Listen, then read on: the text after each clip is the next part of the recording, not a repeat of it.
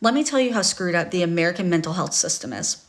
Every time I go to Starbucks, there's a homeless guy leaning up against their dumpster. Same guy every time. He talks to himself, he hits himself, he rocks back and forth, he shakes his head. He is in some kind of active mental health crisis, right?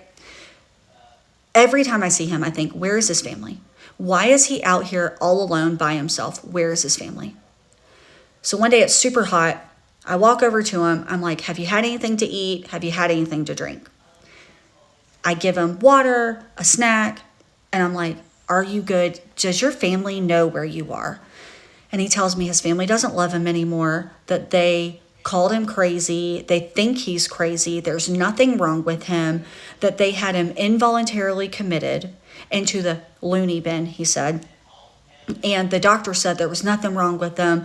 So they told me if I changed my status to voluntary, I could check myself out. So that's what I did. So the family had him involuntarily committed. They kicked the hornet's nest. Well, then the facility let the hornet out and sent the hornet back to his family. I'm listening to this. I'm like, there is no way all of this is true. So I go home and I do some digging and I finally find the guy's family.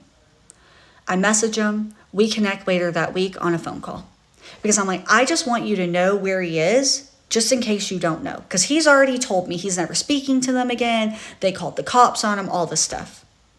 And just in case, I want you to know where your family is. So I'm connecting with the family and they tell me that, yes, they had him involuntarily committed. The facility gave him the workaround so that he could check himself out. And he did. When he got home, he was super mad. He was screaming at him, yelling at him. You betrayed me. How could you do this to me? I'm not crazy. There's nothing wrong with me.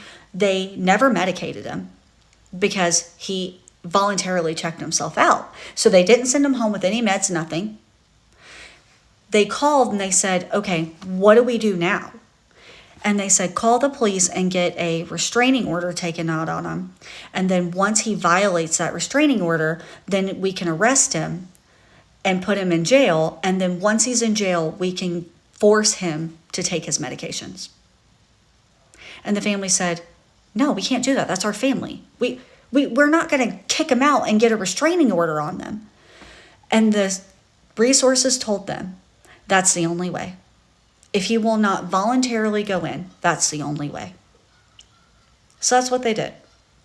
They called the police, made a police report, took out an injunction, a restraining order. And then he said, bump y'all, you don't want me, I'm out. And he left. And he never violated the restraining order because if you don't want me, I don't want you. That's what he told me. So they're just waiting for the day that he finally hurts someone, violates the restraining order, something, so that he can get locked up and get the mental health treatment that he so desperately needs. Sick. It's sick.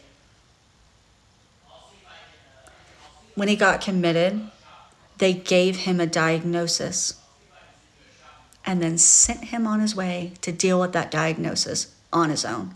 They didn't even make sure he had time to process it and accept it.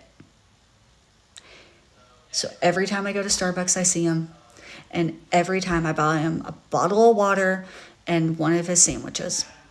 Because it's the very least I can do for a man who the entire system failed him. And his family's just trying to do right by him. But they can't force him. And he's so not right in the head, he's not able to make that choice. And it was enough for the state to give them the order to involuntarily have him examined, but nothing else. What good is it to know that there's something wrong with them with a name if you won't help him? So every single time I see him, I just say a prayer over him. That doors will open, that he will accept the diagnosis and go reach out to his family and say, okay, I'm ready.